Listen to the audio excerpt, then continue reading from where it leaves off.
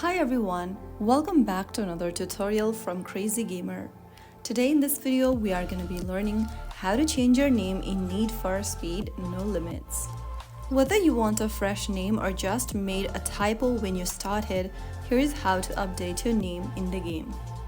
First of all, open up Need for Speed No Limits application on your Android or iOS device and wait for the game to load completely.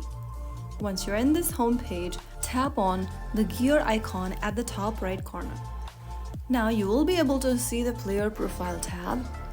Make sure that you're inside it, and in the name option, go ahead and type down your name. After typing down your name, go ahead and tap on the confirm button, and your new name will be reflecting on your profile. After changing the name, if you try to change it again, you will be able to see that you'll need to spend 55 coins.